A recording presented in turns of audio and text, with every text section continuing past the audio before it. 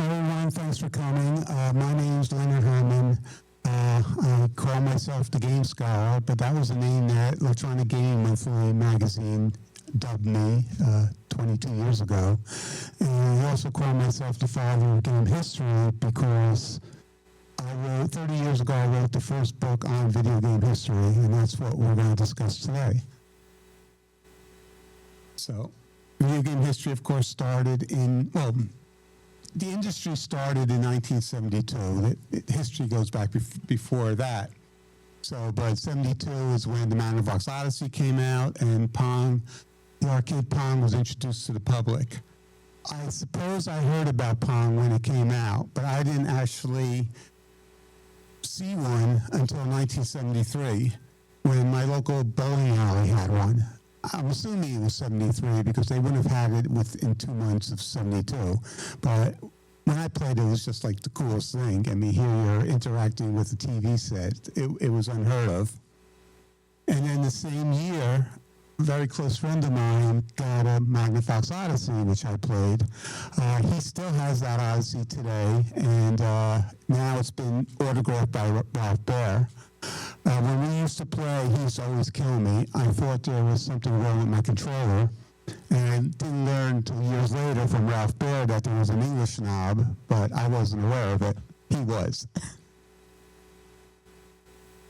Okay, it's 1974. The bowling alley got a new machine, and I couldn't remember much of it, but I loved it. It was a game that had the whole screen was full of dots, and you had a paddle at the bottom, and as the ball came down, you had to hit with the paddle, deflect it back, and knock all the dots out. And you're probably thinking it's Breakout. It wasn't Breakout. This is pre-Breakout. But for the life of me, I've never seen that game again. Don't remember the name of it. So there used to be a TV show called Streets of San Francisco that aired on ABC. And I bought the series on DVD. And in 2020, I was watching it, and in one episode, which had originally aired on March 18th, 1976, this scene came on. And in the bottom left, there's that game. And it's called Clean Sweep. So now I had a name for that game. And it was exactly how I remembered it. And so according to KLOV, it came out in 1974. And as I said, it's very reminiscent to Breakout, which came out in 76. Breakout was the closest game I could find to Clean Sweep until 78 when Super Breakout came out, and Super Breakout had Breakthrough, which is very similar. We go into 79. That was the year I bought my first VCS. Well, I bought my VCS, and that's what started this whole journey for me. I had a friend who worked at Crazy Eddie, and he said I could use his discount to get the VCS. And I was all set on getting a VCS until I saw they also had the Odyssey 2.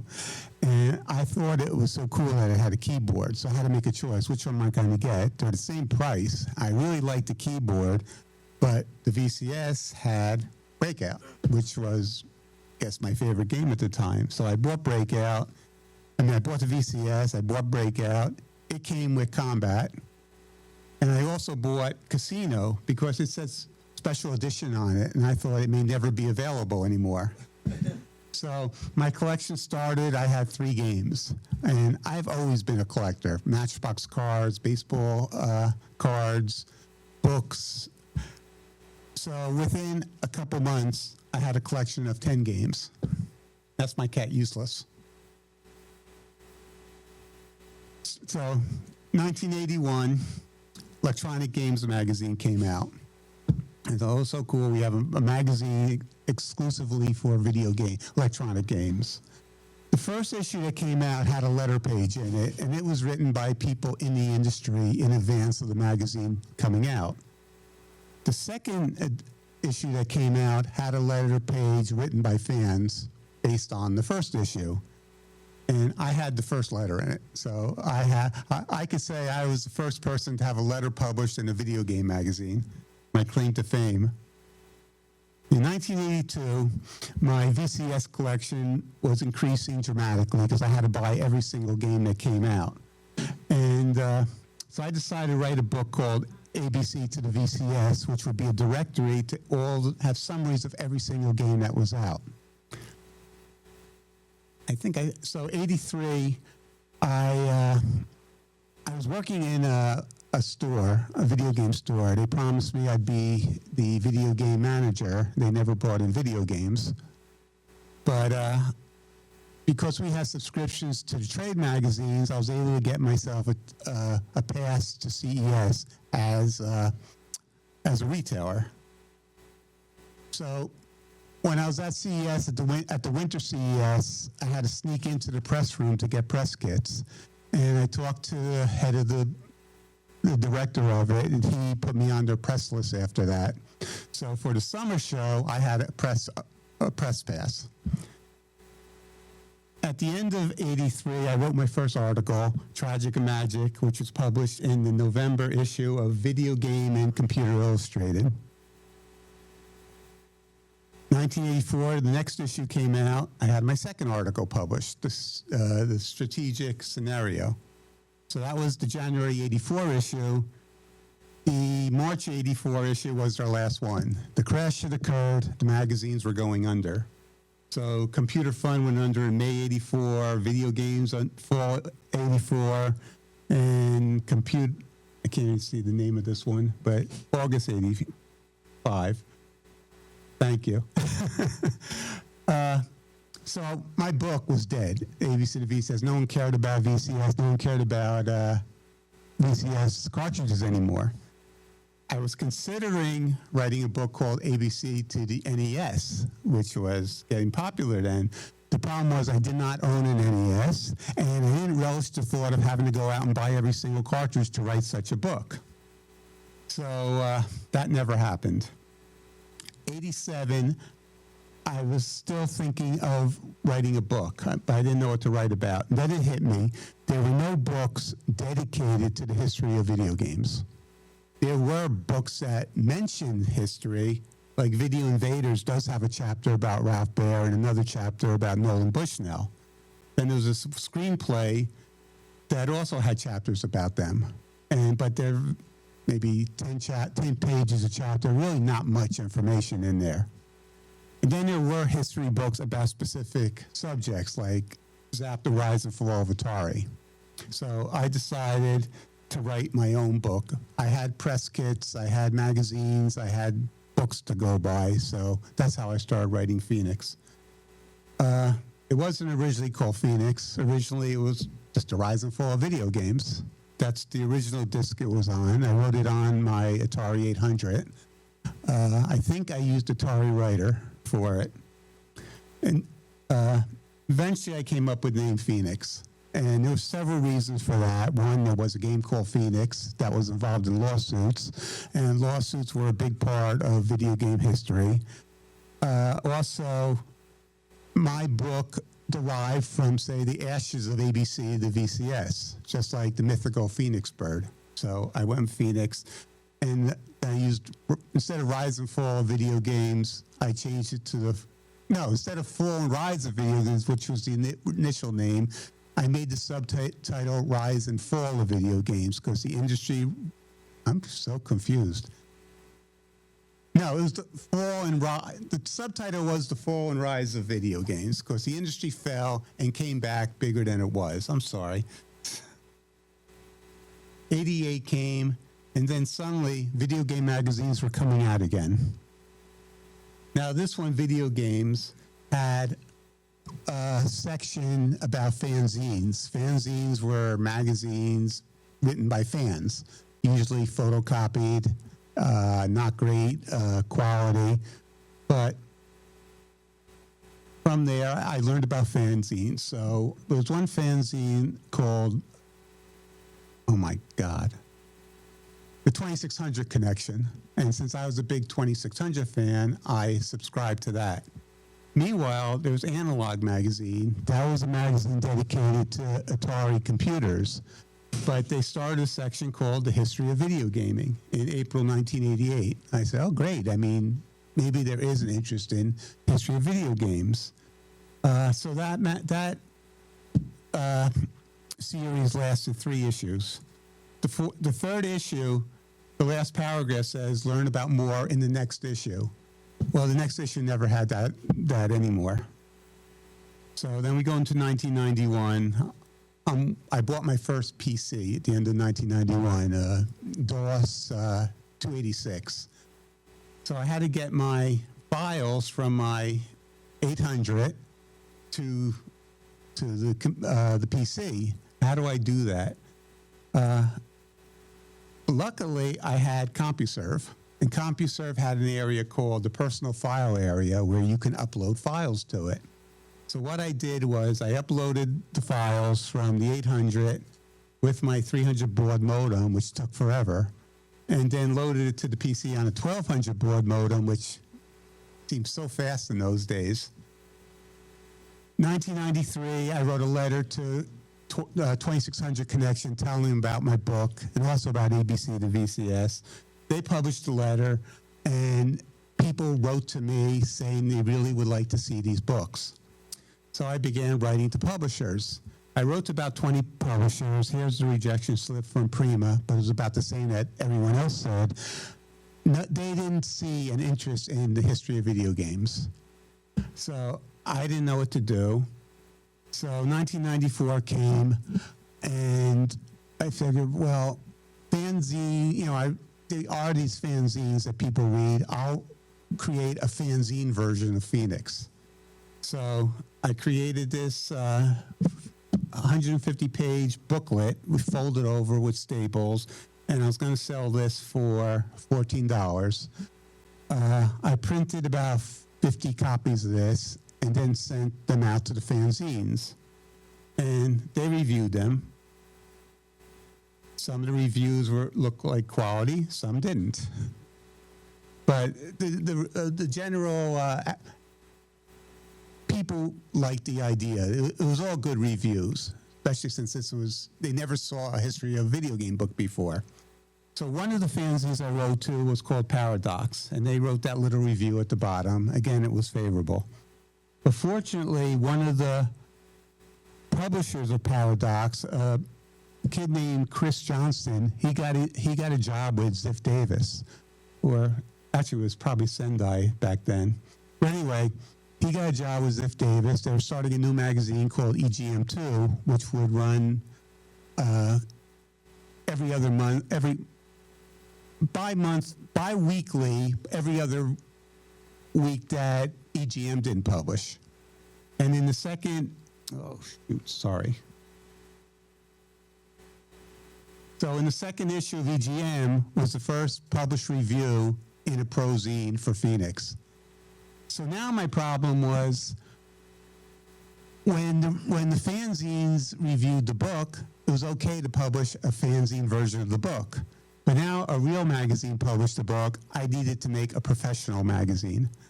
This is the days before Amazon got into the business of self-publishing. So I bought a book called, now I know how to go backwards. I bought a book called The Self-Publishing Manual by Dan Poynter, and this was like the Bible of self-publishing.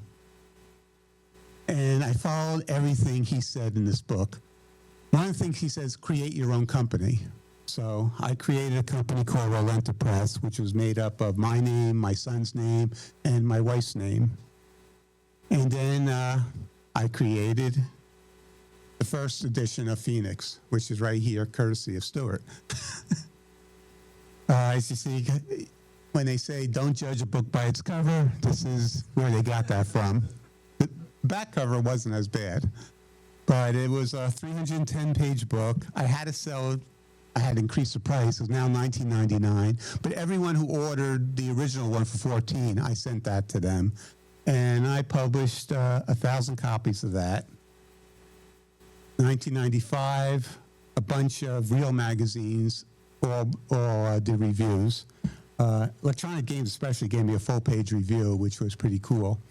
In 1995, the book went up to the year 1993. 1995 came, I decided to write a chapter on 1994. But for what am I going to do with this? I'm not going to publish the book again with one additional chapter. So I decided to do a yearly addendum, and I called it Phoenix 1994. 50 pages. I sold it for $350. Now, Phoenix was not, because it was self-published, I couldn't get it in stores. People heard about it through the reviews or word of mouth and ordered it from me. And I kept a list, no databases in those days. I kept a list of who bought the book, their address, email address, whatever, what number book they bought, if they bought the first one, the second one. And I sent postcards to all of them telling them about Phoenix 1994. Curiously, one of them came back, and I kept it for all these years. This one was from the fourth person to ever buy Phoenix. You may recognize his name, Brett Weiss. So, 1996, for some reason, I didn't write a chapter on 1995, so I never put out a Phoenix 1995. But during that year, I received a letter from Ralph Baer, of all people, asking where can he get the book. So I sent him a copy, and we maintained a friendship after that till the day he died. 1997, I was thinking of putting another edition out, writing a 95 chapter, a 96 chapter, including the 3 new chapters in the new book. Now, there was a traveling video game show called Videotopia. I went through to a few science museums on the East Coast, maybe further than that.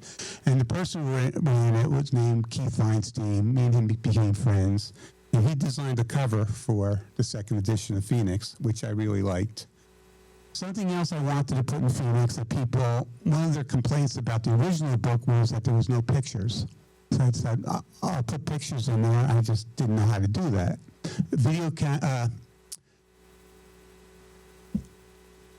Oh my God. No.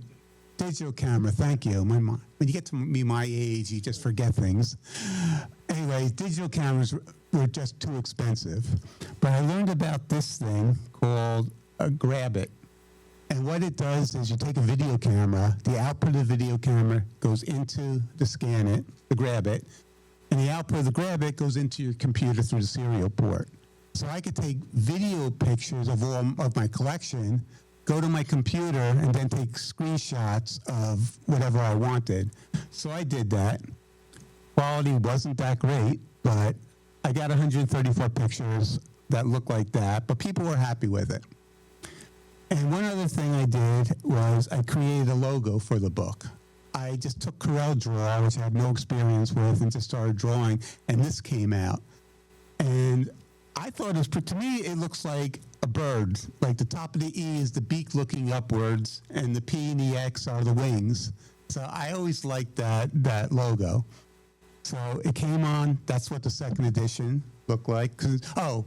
Keith never delivered his cover, so I had to use Word to create using my artistic. And this is what the second one looks like. A little bit, 6 pages longer than the first one. Anyway, even more magazines carried reviews for it. So, like the first one, I printed 1,000 copies. They sold out. A year later, I printed another 500 copies. They sold out. And then half a year later or so, I printed another 1,000 copies. Now, one thing the self-publishing book says, at the back of your book, include coupons for it. So you can give them to your friends and stuff, and they can order the book. So I did that in the first edition and the first printing of the second edition. The only problem is no one ordered the book through those coupons. So for the second and third printing, I included errata, which, of course, there's errors in the book. People told me about them, and when I double-checked, and if they're right, I fixed the errors. So the errata told what that was. 2001 came. I bought my first digital camera, which used floppy disks. I had a brilliant idea for the third edition I wanted to do.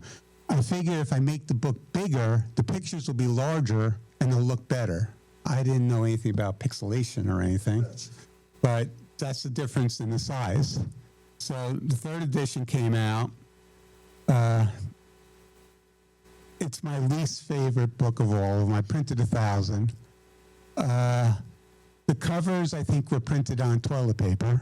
They folded so easy. I didn't take into account that if I go to shows, they're going to take up a lot more room. They're heavier. So I was never happy with them. I never reprinted it again.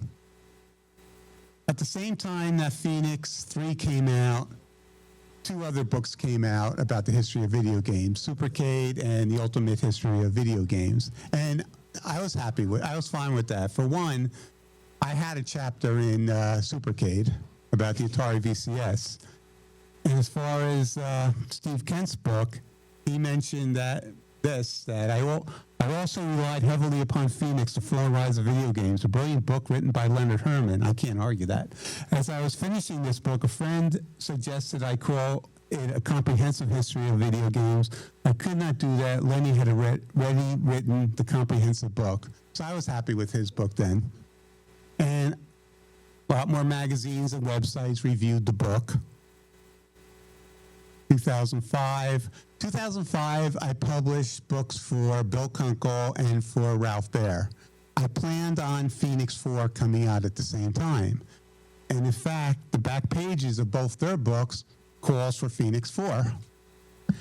Well, that never happened at that time.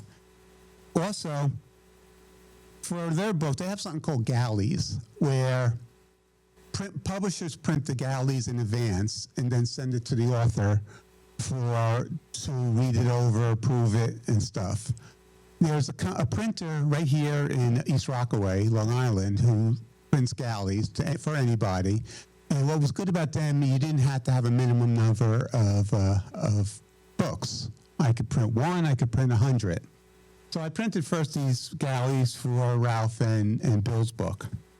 2006, Michael Thompson, my friend Michael Thompson, who is a professor up in Buffalo, who teaches a course in video game history, he used my books, and he wanted more, and I didn't have any more to send him. So I said, well, I could always write to this galley company, send it to this galley company. They could print a handful of copies. So we did that. So actually for Michael, I did three printing updates. I don't know why the cover looks like that, because when this company prints it, you could print quality covers. In fact, when I did Bill Kunkel's book in 2005, I used them to print the 400 copies I sold. So I don't know why I didn't go with the real cover to make it look like the real book. Only thing I can imagine, because maybe it was 8.5, 11, they couldn't do it. I don't know. That same year, Game Informer published their top 10 video game books of all time. Phoenix came in at number 2. Masters of Doom came in at number 1. 2009, I did some more printing. I decided to use, again, that printer in Long Island, but I decided to use the size, go back to this size. It's the same exact book with smaller print, but at least I was able to get another 5, 6, 7, 8, 5 printings out of it. Then I started planning what 4 would look like, what the size would be, and I had them print one of those. Basically, it was just the inside of the 3rd edition, reduced, typeset different. And one thing I liked was I put on the sides these little borders telling the chapter number and the year number. Then I came up with the idea for a cover, which I asked Michael Thomason to do, of a phoenix bird coming out of a pyre of video game consoles. So he did that cover for me. 2012, actually, I'm sorry, Michael and someone named Corey Golubeck did that cover. 2012, I got a deal with a company called No Starch Press to publish the book. No Starch Press sent me a contract. Now, my mother-in-law, who's a lawyer, she had a friend who was a copyright lawyer, and he was going to look over the contract. So we were all supposed to go to her house for dinner one night, and her friend couldn't make it. So I was anxious now to get this contract out, they published their contract on their websites. I said, well, it's completely transparent. How bad can it be? So I signed the contract, sent it to them. Now, one thing, when I first submitted my query to them, I included a copy of Phoenix 3. So they knew exactly what the book would be like, only updated with new chapters. Right from the beginning, they're finding problems with it. It doesn't flow. You should have subchapters within the chapters. So some of their ideas I liked and I went with, some I didn't. So then they put me with another editor, and it was just a mess. Finally, they get me an editor. He goes, she's a gamer. And so what? She's not a historian. A gamer and a historian are two different things. So I just went with the book the way I thought it was best. Meanwhile, Michael asked me, I asked No Starch Press if they liked the cover. With the Phoenix coming out, they didn't like the cover. They didn't want to use it. So Michael asked me if I do more prints of Phoenix 3 to use that cover. So I did 2 more prints with that cover. In all, there were 11 printings of Phoenix 3. And this is what they look like.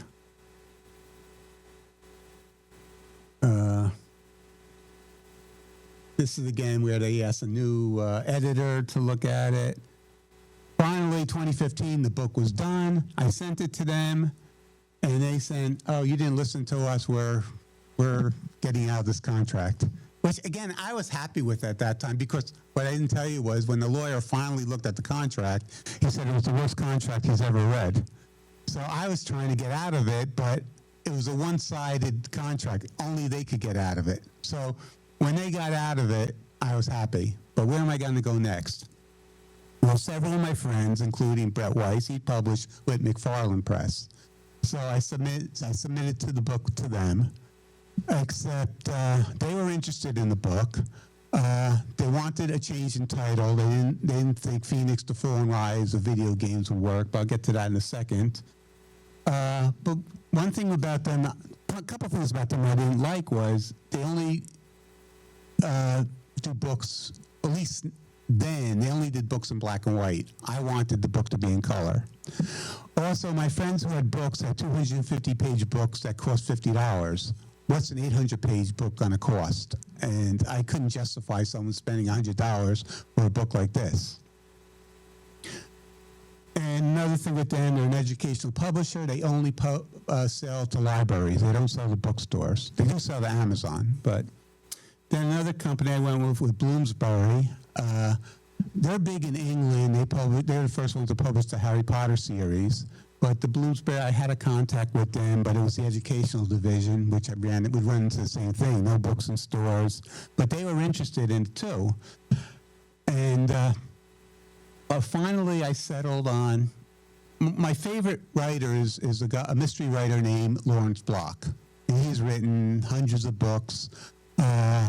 If you're into mysteries, he's very famous. And he started reprinting his old out-of-print books, and he was using Amazon. So I wrote to him, asked him why he used Amazon. He gave me good reasons. So they're quick. They ship the stuff easily to you. So I decided to go with Amazon rather than the other two. I bought a real digital camera this time, and I bought a tent to take pictures in, because I was trying to make this as professional as possible. The only problem is when I took the pictures in the tent, they came out like this, all not white like I expected, and I didn't know what to do. One of my friends who I know nothing about photography, you probably know this stuff, he said you got to worry about the camera speed and switch it. And luckily, another friend told me you can take out the background using Photoshop. So that's what I did for the 1,000 pictures that are in the book. Anyway, so McFarland didn't like the idea of the book Phoenix, the Fall and Rise of Video Games. And I agree with them to an extent. The Fall and Rise comes back to a period 20 years after the industry started. 10 years, and the midpoint between that was the crash. So it made sense in 1994 to call it the Fall and Rise of Video Games. It didn't make sense in 2015, 2016 to do that anymore. But I wanted to keep the name Phoenix. So I did a contest of who could come with a good subtitle. they'll get a free copy of an advanced copy of Phoenix 4. So Chris Buckminster of Minnesota, he came up with the history of video games. Actually, by that time, I came up with the history of the video game industry, but it was close enough to what he said, so I gave him the book. This is what the preview edition looked like. I only made a handful of those to all the people who, their names on the back of the book. And this is the logo I decided to go with. 2016 came. Well, first, the National Video Game Museum opened. I was invited for a VIP grand opening dinner. So I brought that advanced copy with me, and I had whoever's name is in the book to sign it. And then I sold it on eBay, which I wish I never did now. Because one of them, Keith Robinson, he died shortly after that. So, and Ted Dabney, that's probably the only book he ever signed. But, oh well. So this is what the 4th edition was going to look like. But then I had one final problem. Amazon requires that your fonts are embedded. And for some reason, the font I was using, Westwood Let, you couldn't be embedded. So I had to go with something else. I went with the Times Roman, and that's where the cover came out. This is a black and white book, 828 pages, $40. It went up to the year 2015. But I always wanted a color book. So I worked on a color one. I found a vendor who produces on-demand books. They're very expensive for a hardcover, full-color book. But I came out with Phoenix 4. The cover is slightly different from the black and white one because it includes systems that weren't available the year before. I also included an extra chapter. The black and white one went up to 2015. I included a 2016 chapter in this. And it's full color on the sides. Each chapter is color-coded, and I figured that would make it easier to find your chapter. I put a copy of 2016 on my website, so whoever had the first book can download the chapter. But then I think, well, maybe, some people like having hard copies. I'll produce a 2016 book like I did with the 1994 book. And this was Phoenix 2016. It's a 24-page book. Looks nice, but the problem was I printed it in color, which made it like a $25 book, which nobody's ever going to buy. I mean, if I thought about it, this is for people who had the black and white book. They wouldn't care if that was black and white. I probably could have sold it for $3, but I didn't.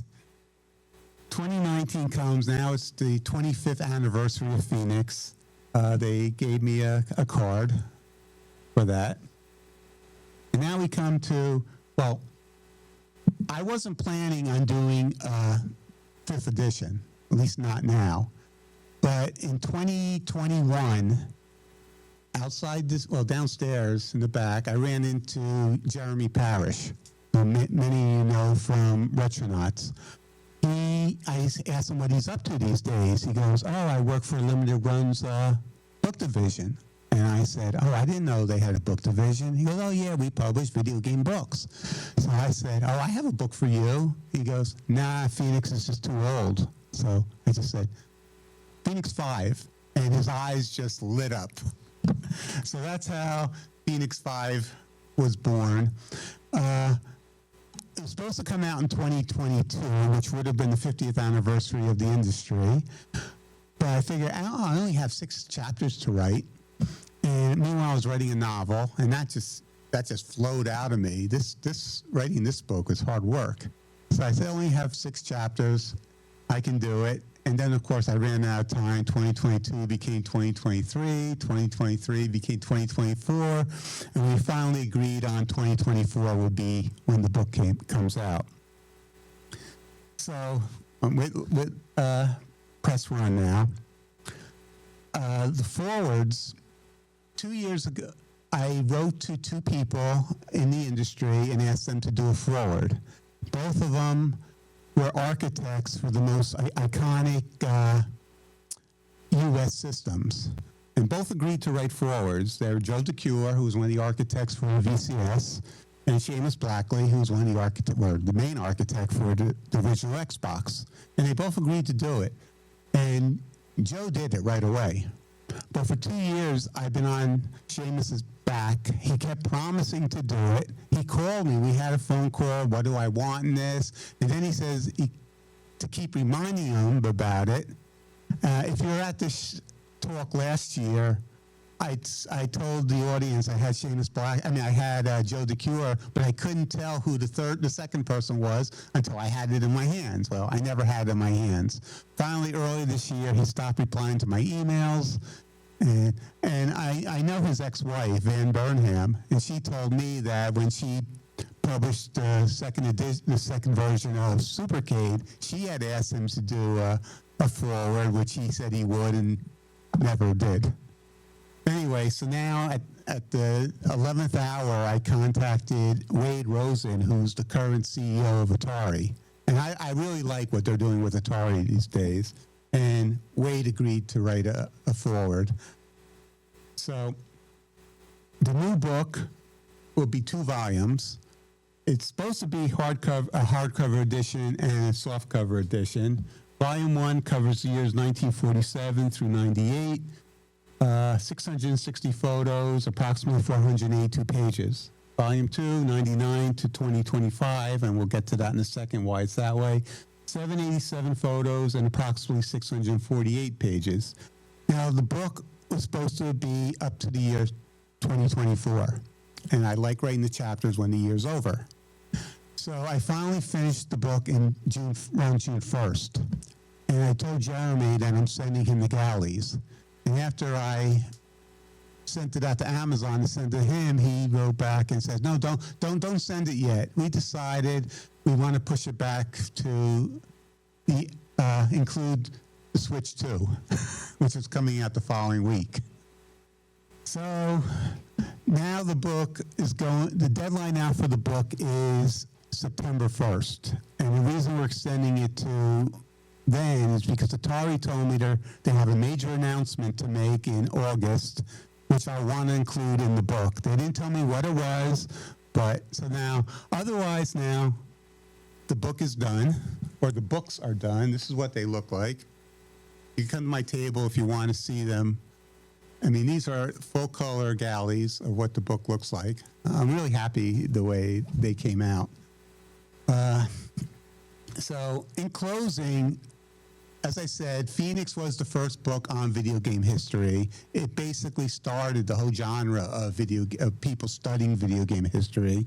I mean, today we have other outlets like the Video Game History Foundation, the National Video Game Museum, the International Center for the History of Electronic Games, which is in Strong Museum in Rochester, ACAM, which is in Fun Spot in New Hampshire. Lots of books are out now on the subject. And to read more about me and the stuff I put out, you can go to my website, thegamescholar.com. Every article I've ever written is on there, plus all information about me, if you happen to be interested. Any questions? Oh, yeah. Well, that's not a question. This one?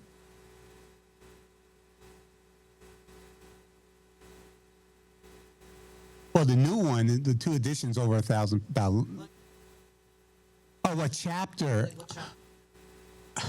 Off the top of my head, I think 1983.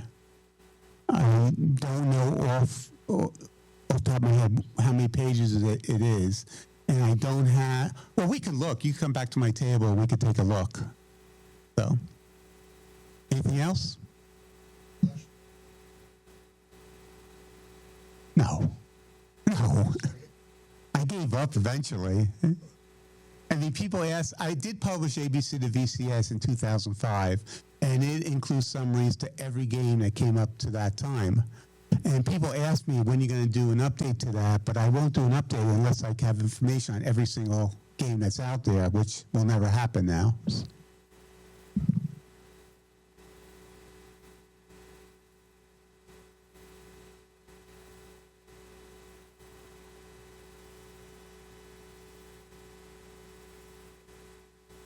Oh, it's on Amazon. You can still get Phoenix 4 on Amazon.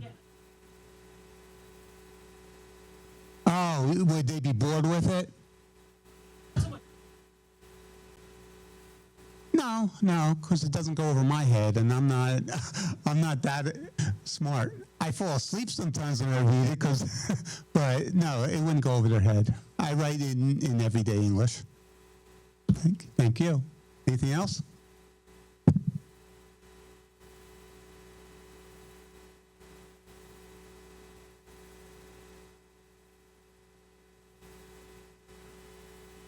Well, my favorite story is the Tetris story. And Phoenix 4, I have a whole chapter on that. Because it's in the appendix, I didn't include any appendices in the new one. But I think that's a fascinating story, how the whole thing occurred. So I hope that answers your question.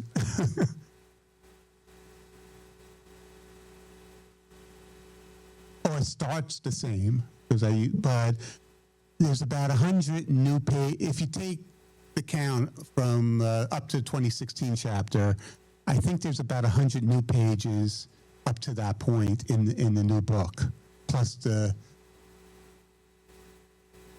9 new chapters after that. Plus, I update any new information I find, I update. If I was wrong about something, I fix that. So it's not an identical book up to the year 2016 as the previous one was. Because I wouldn't like the idea of buying the same thing over and over again either. So I don't want my customers to do that either. I mean, I'm not saying a lot of them's not the same, but I mean, there are chapters that nothing changed. So I'm not going to change it for the sake of changing. But in a lot of the later chapters, I'm saying from 1990 on, there were things added. There's a lot more pictures in there too, as I learned about this new stuff.